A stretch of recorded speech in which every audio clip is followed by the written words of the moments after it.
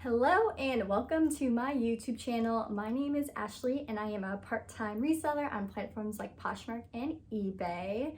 So I just wanted to make this little intro video to start off with to go a bit over about myself, what to expect from this channel, and then a little Q&A at the end. I will say this is my first video. I had to hype myself up to do this. I don't know why I'm nervous. I just feel like I am. I don't know. But it's going to be lots of fun. Thank you so much for visiting, and hopefully you can subscribe and stay along. I literally don't even know where I'm pointing to. So like I said, just going to do first a quick introduction about me. Like I said, my name is Ashley. I'm a part-time reseller, full-time account manager for a really small health benefits company. I've been doing reselling on Poshmark, or I guess to say I've been selling on Poshmark since 2016, and I have been reselling as a business, so keeping track of all my stuff and sourcing inventory for a little over 2 years now. So that's where I find a lot of my experience has come from, because before I was just kind of trying to sell on Poshmark.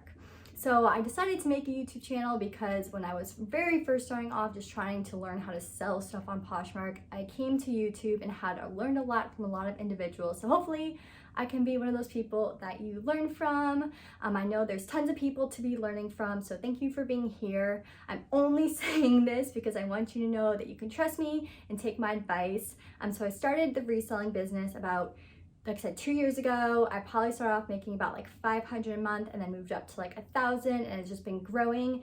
And now just this past month I made about $10,000 in profit after just cost of goods and fees. So I know what I'm talking about, or at least I think I like to think that I do. So hopefully you could take a lot away from this channel. If there's any specific topics that you feel like you need more education on or want to know about, please leave them below in the comments, or if there's just any other videos at all, you can always DM me if you have any suggestions or anything like that.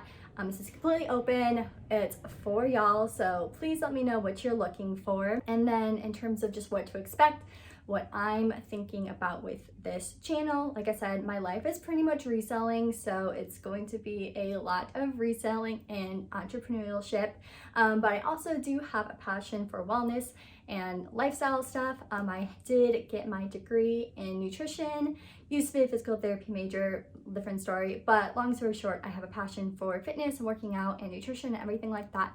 So there may be videos, I don't know, I haven't really planned any of this out, so you're just going to be along for the ride with me, I guess. Nothing really too much else about it. I spend probably about maybe 20 to 30 hours a week in my reselling business. I have grown it to where I have about 800, 900 items listed, which I think is a huge part of my growth, and I do have people that come and help me as well. So it is a whole factor now, and there's a lot that I've learned throughout the way in terms of what works for me, what doesn't. But I will say, disclaimer, there may be some things that work for me that don't work for you. Sometimes there just are those differences, or there's some things with your lifestyle that my former business doesn't work for yours. So you just kind of have to take everything with a grain of salt, but hopefully my education can help you. And also in terms of my business, I do source more expensive items to make a larger profit, so more quality over quantity. So your business model may be more quantity, and that's totally fine. You can still learn a lot of the basic Poshmark tips and just overall best practices, I would say, but there may be some things within how I do my business that doesn't relate to you, and that's totally okay. We are open to all of those things. I'm gonna go get into the Q&A portion. Let's get into it. I got these questions off my Instagram, which if you aren't following me, you can follow me on Instagram at ReCloth Collection. I post a lot of tips on there and try to be as educational on there as well as now hopefully here. So go ahead and give me a follow if you are not already. Okay, I'm just gonna go ahead and get into these questions. The first question is, how can I post an item like a hat that is unisex on Poshmark? I hate that I have to choose. So the biggest thing I would say with this, if you do have something where it is both genders, is go ahead and post it twice, once in the men's category and once in the female category. That way you're able to reach both sides. And then once one sells, just go ahead and delete the other. So that I would say is the best way. Unfortunately, Poshmark doesn't have a unisex section. I will say for some of the things I sell, because I sell mainly to women, sometimes I'll put it into women's if I'm kind of wearing it in a way that I think is more marketed to women. But if you have something that's like both, I would say just go ahead and put it in both. Okay, next question is, what do you do if the eBay buyer hasn't paid and wants you to text them? So with this is just the key sign of a scammer. So they all look like this. They're all the same. They either want you to text them or email them. I honestly, when I just started them, once I had like figured that out, I just like straight up ignored them, declined the offer, and then just move on with your life. It kind of sucks. Sometimes it can hold up your sales if it's just like pending payment. But it does take a couple sales to get these scammers off your back once you get more feedback. So you kind of just have to ignore them and then move on. Do you share your listings in Posh parties? Do you recommend? I do not. I don't think they're totally necessary. If I'm ever creating new listings and it fits within a Posh party and it's automatically checkmarked, I'll go ahead and do so, but it's not something I completely focus on. Those parties aren't too important for getting attention to your buyers. Not a ton of people shop there, so it's not something that is completely necessary, especially if it takes you more time. Okay, the next question is, how long did it take to make reselling a solid job? So it depends what your definition of a solid job is. Probably would say a reasonable amount of time is about 1.5 years. If you put in the work and effort for that amount of time, you should be able to feel confident in going full-time if that is something that you want to do. I personally have goals that just include a lot of savings and investing back into my business. So I personally am still just remaining part-time until I can grow it to a part where I'm comfortable with reaching those goals. Next question is wondering about the profit you aim at, 50, 70, 100. It really just depends. I will say 50 is a pretty solid ground that I measure for. I would love to have pretty much all my items be at least 50. If I can get 100, that is usually probably one of the better amounts of profit for it. It is still kind of a little bit rare for me to hit over $100 profit when I sell an item, but it does happen more frequently now. But 50 is what I would say a good baseline is. I source a lot of things between like 40 and 100, so I try to aim for about 50 or about double my money or 50% margins when I'm sourcing higher stuff. Okay, the next question is, do you normally find your stuff at buy, sell, trade or more consignment stores? I will say when it comes to both of those, it is a little bit of a mix. I have been sourcing a lot more online. That is taking up a greater percentage of where I've been sourcing my items. So if you are someone who doesn't feel like you have good stores around you, really the stuff I'm sourcing, you could be sourcing as well. So it doesn't really matter exactly where you live. But in terms of when I'm sourcing in person, if I have to look at those two things, it is pretty even, or at least I try to be, because they can be pretty comparable. So I try to hit up all those places. The next question is, do you think you have to have an Insta or a social account to be successful reselling?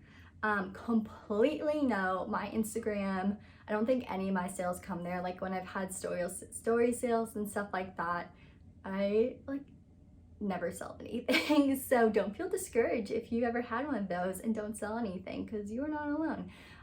So I don't think it matters at all. It's really about having items and your items be searchable on the platforms to do so. I do think if you ever were to reach into having your own site, it is very helpful to grow. It is one of the reasons why I still focus on growing, just because if I do have, which I kind of am working on it, having my own site that is focused on clothing, it can help a lot. But in terms of just the sites that are out there, you do not need to have an Instagram following. Like I said, I probably put in so much work for something that in terms of the reselling part, it does not add any like value to it. So do not need it at all. The next question is, what do you recommend for guys reselling women clothes?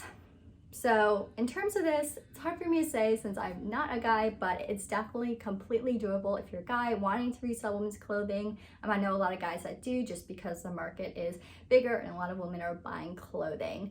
So there's nothing stopping you from doing it in terms of selling the clothes. I think the biggest thing may just be in terms of styling, since some women sometimes usually have just a better sense of like styling to the trends and things like that, but that's a very broad statement and definitely not 100% true.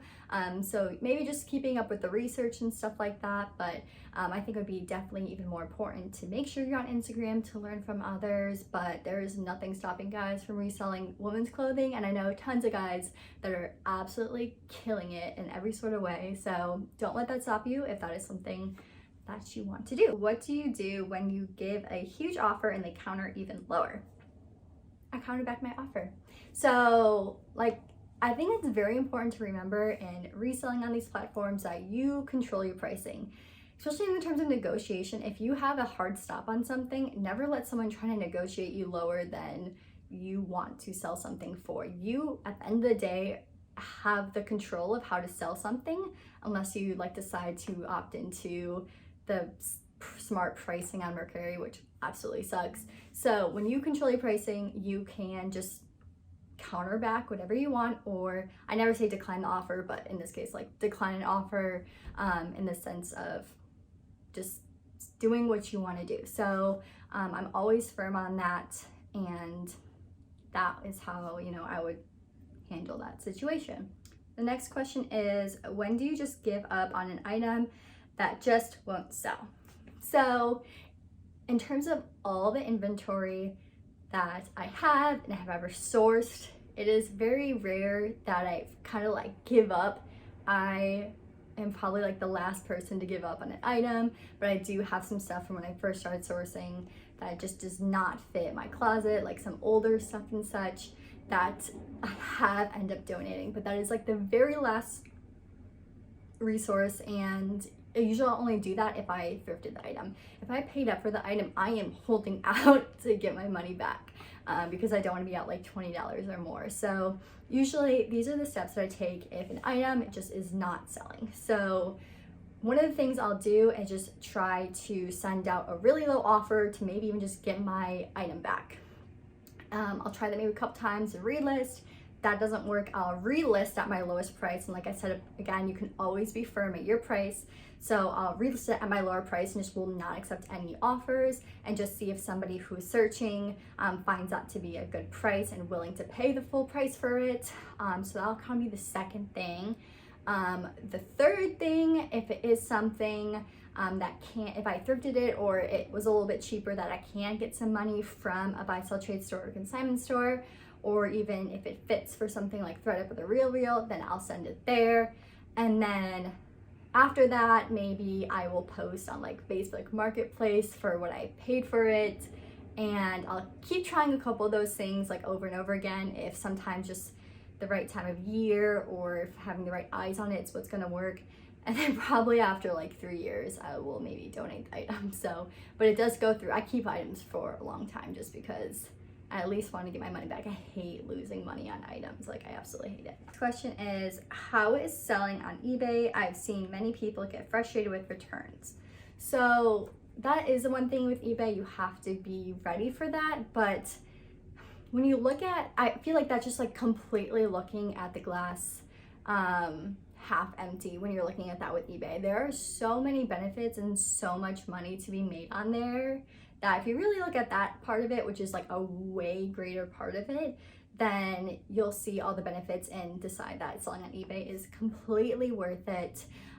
In the cases with returns, usually how I think of it is, at the end of the day, you're probably gonna be out the shipping cost of it, but you can sell that item again. So sometimes what I'll do even is I will kind of add that cost of shipping to the cost of goods. So when I try to sell it again, the price of the item was just a little bit higher. But sometimes if I'm sourcing something and it is a higher profit item, it only cuts into the profit a little bit.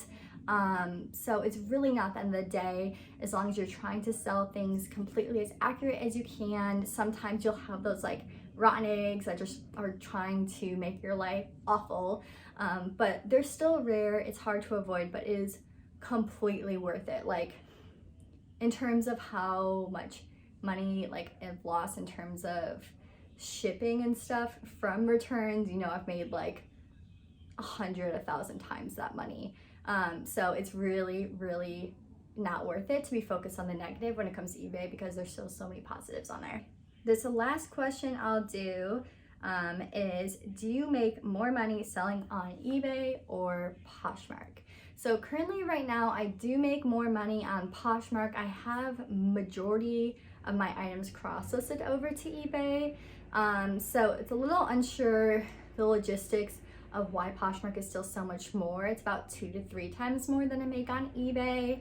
I do put a lot more work into Poshmark. It has a lot more of that control in terms of sharing and sending out the offers. I do send out offers on eBay, but it's not as structured. I kind of just go in and just try to send out all the offers and clear that up. So yeah, I'm hoping that grows more. One thing I try to do is get the items that I post new on Poshmark, such as relisting on eBay. So I try to make sure to relist on eBay, and that has been helping a lot. I think sometimes there is some just like learning growth from it, and just like having more reviews and stuff on it. I'm not 100% sure. I've been selling on eBay for just over a year now.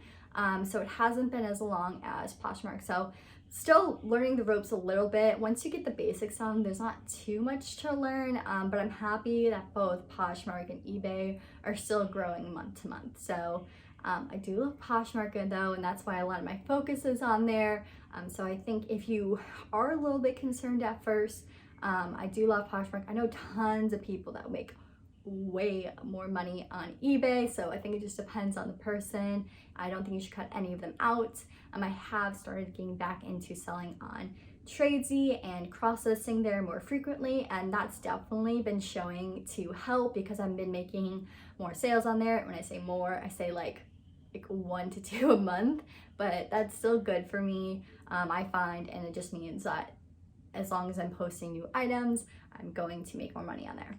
So that is it for the Q&A. I'm probably doing a lot more of these. I'll just ask some questions on my Instagram, so be sure, like I said, to give me a follow so that you can enter a question for the next time I do one of these. I forgot to mention in terms of what to expect, I am hoping and planning on doing a video every Wednesday. My summer is like super busy, so I don't know if how consistent that's going to be. I like to try to be consistent on it, so that's what I'm trying to do for y'all. Like I said, if you have any suggestions, please leave them down below in the comments, and be sure to subscribe, and if you can, give it a thumbs up. It'll really help my channel. Just starting off here, but I hear everyone say it, so like it must be true. So go ahead, do those things, and I'll see you next time.